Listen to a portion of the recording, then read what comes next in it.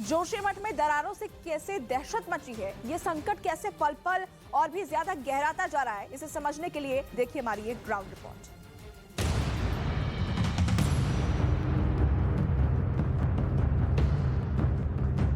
मकान में दरार, दुकान में दरार, अस्पताल में दरार, सड़क पर दरार, खेत में दरार, चारों तरफ दरार ही दरार। हिमालय के अंदर अनजानी हलचल ऐसी है कि हर पल अनहोनी का खतरा मंडरा रहा है। मंजर जोशीमठ का है। जिस तरीके से पूरा इकोसिस्टम कमजोर हो रहा है, जिस तरीके से ये जो पहाड़ है ये कमजोर हो रहे हैं, अगर कोई बड़ा भूकंप आता है या कोई बड़ा लैंडस्लाइड होता है तो ये जो पूरा इलाका है वो आर्टिफिशियल लेक में तब्दील हो जाएगा। खतरा 2013 जैसा मंडरा रहा है। हिमालय की गोद में बसे उत्तराखंड में एक बार फिर केदार घाटी जैसी त्रासदी का डर सता रहा है। जोशीमठ में दरारों से दहशत की सबसे नई तस्वीर यहाँ के सबसे बड़े कम्युनिटी हेल्थ सेंटर से आई है। शुरुआत में जरा आप देखिए कि एंट्री में आपको नजर आएगा कि ये जो पिलर है स्टार्टिंग के, यही यहाँ पर अलग हो रहे हैं। दोनों तरफ आप देखें, यहाँ पर देखें गैप कितना ज्यादा बन गया है, ये जमीन छोड़ते हुए नजर आ रहा है। इस अस्पताल के जिस कमरे का नाम सेफ हाउस है, वो कितना अनसेफ यानी असुरक्षित हो चुका है, जरा उसे भी देखिए। सेफ हाउस यानी कि आपातकालीन स्थिति में ये रहेगा लोगों के लिए सेफ हाउस, यहाँ पर लोग सुरक्षित रह पाएंगे। लेकिन सेफ हाउस की हालात देखिए जरा। पूरी दीवार जो है वो दो तरफ से पूरी दरारों में ढकी हुई नजर आती है और दरारें ऐसी कि ये जो है सीमेंट छोड़ रही हैं। दरकते पहाड़ों का असर एशिया के सबसे लंबे रोपवे पर भी पड़ा है। ये रोपवे अभी बंद है, लेकिन अब अंदेशा इन टावरों के धराशायी होने का भी जताया जा रहा है। अगर ये टावर अपने गिरता है तो अपने साथ यकीन मानिए वो जो बाकी के 9 टावर है उन्हें भी खींच कर लाएगा, साथ साथ लाएगा तमाम मलबा, मिट्टी, चट्टाने। और इनके साथ न सिर्फ इतना, आपको बता दें ये जो मोटी मोटी वायर आपको दिखाई दे रही है ये भी मेटल की वायर है। कई टन वजन इनका बताया जा रहा है। जब इतना भार एक साथ, इतने मिट्टी, पत्थर और लैंडस्लाइड होगा तो यकीन मानिए ये जो पूरा का पूरा इलाका आप देख रहे हैं ये पूरी तरीके से जमींदोज हो जाएगा। मकानों के जमींदोज होने के डर से तमाम लोगों को सुरक्षित ठिकानों पर पनाह लेनी पड़ रही है। जान माल के नुकसान को कम करने की कोशिश जारी है, लेकिन दहशत और दर्द का आलम यह है कि ये दरारें जितनी गहरी होती जा रही हैं, उतनी ही गहरी चिंता की लकीरें भी जोशीमठ के लोगों के सिर पर उभरती जा रही हैं। जोशीमठ में आम लोगों के मकानों के अलावा सरकारी इमारतों में भी दरारें आ चुकी है। सरकारी दफ्तरों को तो खाली कर दिया गया है। इस बीच बड़ी खबर यह है कि जोशीमठ में लोक निर्माण विभाग की इमारत में दरार आ गई है। पूरी बिल्डिंग को खाली करा लिया गया है। आशंका है कि कभी भी ये बिल्डिंग गिर सकती है।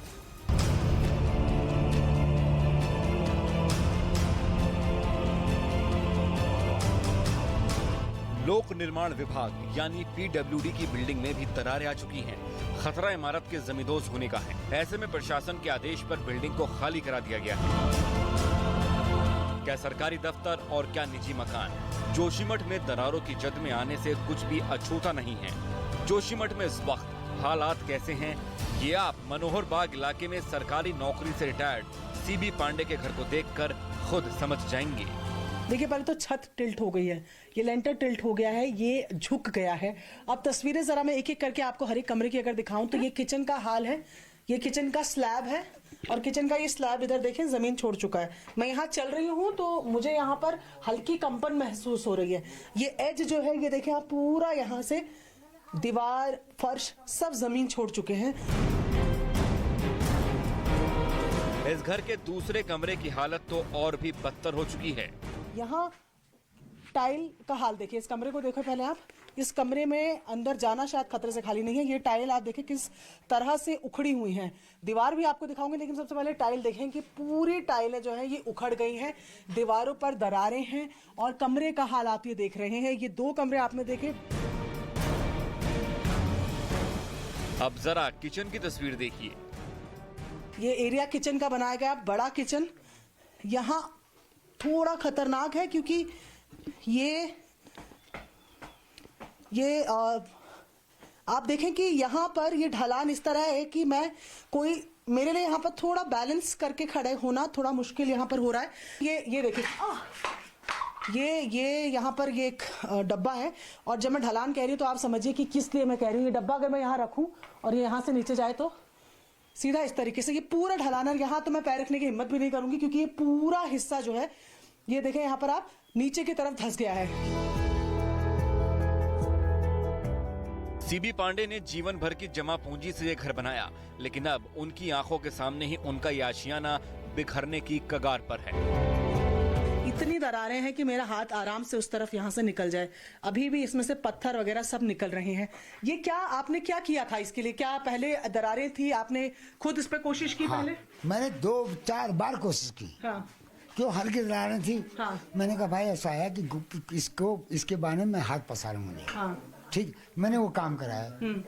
1 बार कराया, 2 बार कराया। हाँ। अभी मैं अपने इलाज के लिए बाहर गया। हाँ। 1.5 दिन गया। सिवाय में मेरा इलाज होना था। हाँ। वहाँ उन्होंने कहा कल आना, आपकी रिपोर्ट होगी। मैं यहाँ रात को मैंने सुना, मैं भाग गया। मरम्मत में ही करीब 5 लाख रुपए खर्च हो गए। ऐसे में सवाल उठता है कि बेघर हुए तो कहां जाएंगे?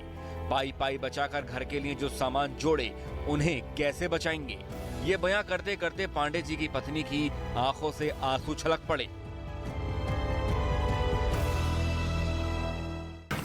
सरकार कुछ करेंगे तो तभी जाएंगे, जब कुछ नहीं करेंगे तो कहाँ जाना हमने? अब यही तो है कि यहीं मरेंगे कि क्या करना हमने?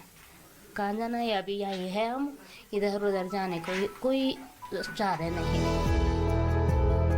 अब ये परिवार घर के मंदिर में भगवान के सामने हाथ जोड़कर अनहोनी टालने की दुआ कर रहा है। जोशीमठ के लोग इस हालत के लिए एनटीपीसी के प्रोजेक्ट को भी जिम्मेदार ठहरा रहे हैं, लेकिन एनटीपीसी ने इससे साफ इनकार किया है।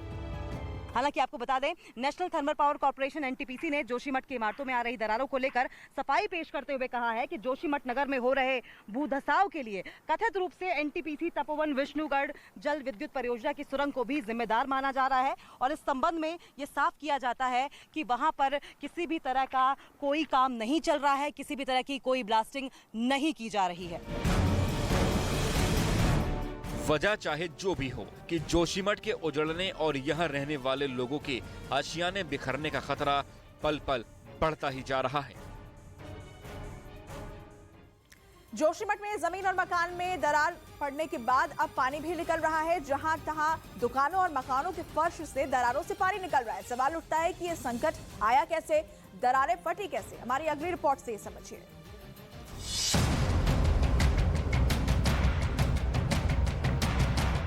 जोशीमठ में दरारों का दायरा फैलता जा रहा है। पहले जमीन फटी और अब जहां तहां पानी भी निकल रहा है।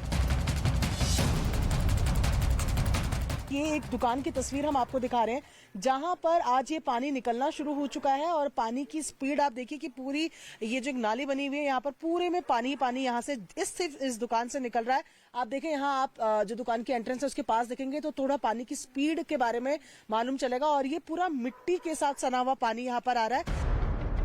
दुकान के अंदर जमीन से खुद ब खुद मटमैला पानी निकल रहा है तो बाहर फव्वारे की तरह साफ पानी बाहर आ रहा है।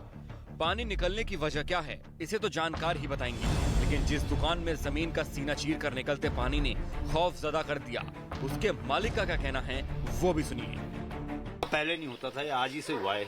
आज सुबह से हुआ है। तो क्या कारण लग रहा है? पीछे क्या दीवार के पीछे कारण यही लग रहा है, एक तो यहाँ पे गदेरा है। हाँ। हो सकता है ये टनल का पानी ना हो। हाँ। ये जो टनल कह रहे हैं लोग, हाँ। हो सकता है उसी का पानी ना हो।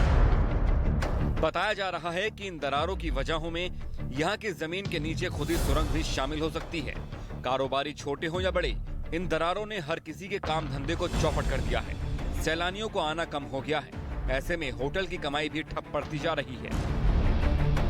बहुत फर्क पड़ा हुआ है। जो जिनकी यहाँ बुकिंगें थी वो कैंसिल करा के वो पैसा वापस देना पड़ रहा हमको। वो कह रहे हम नहीं आएंगे यहाँ, आपका ये तो बैठ रहा, हमको मरना थोड़ी कह रहे हो। तो टूरिज्म पे तो बहुत फर्क पड़ गया, हमारे कारोबार चौपट हो गया हमारा।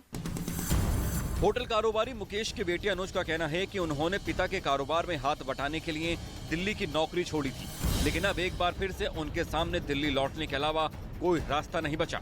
मैं जैसे पोस्ट ग्रेजुएट हूँ, मैं वहाँ से दिल्ली जैसी जगह से जॉब छोड़ के अगर घर आ रहा हूँ तो बेसिकली मैं यही सोच के आ रहा हूँ कि मैं अपना फ्यूचर देख रहा हूँ यहाँ पे, तो मैं इसीलिए घर आया हूँ। बट अगर यहाँ पे आके हमको घर छोड़ के दोबारा से वहाँ पे जाना पड़ेगा तो ये हमारे लिए बहुत इफेक्टेड चीज़ है। कहा जा रहा है कि जोशीमठ के इस हालात के लिए 1976 के मिश्रा आयोग की रिपोर्ट को नजरअंदाज करना कम जिम्मेदार नहीं हैं, क्योंकि 47 साल पहले ही यहां आने वाले खतरे की चेतावनी दे दी गई थी, लेकिन रिपोर्ट को ही ठंडे बस्ते में डाल दिया था। ऐसे में आलम यह है कि लोगों को मजबूर होकर अपने ही घरों को खाली छोड़कर जाना पड़ रहा है।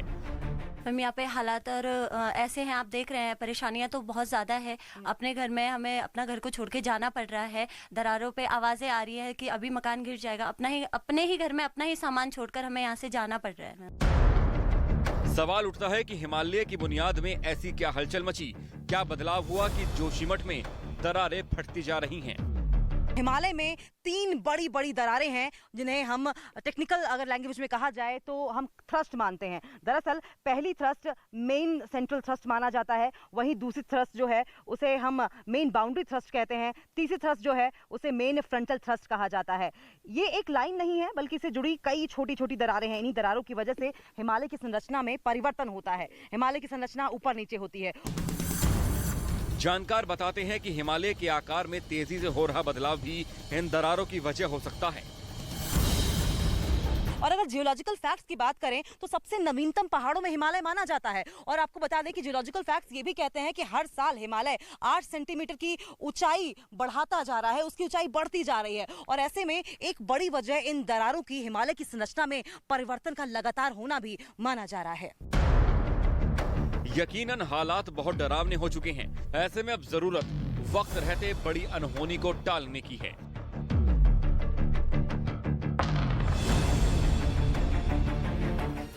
जोशीमठ में बर्बादी के बाद राज्य सरकार भी सतर्क हो गई है। सीएम पुष्कर सिंह धामी का कहना है कि सभी हिल स्टेशन की क्षमता का सर्वे कराया जाएगा। उन्होंने साफ तौर पर कहा है कि अगर कोई शहर क्षमता को पार कर गया है तो वहां निर्माण कार्यों पर व्यवस्थित तरीके से रोक लगाई जाएगी।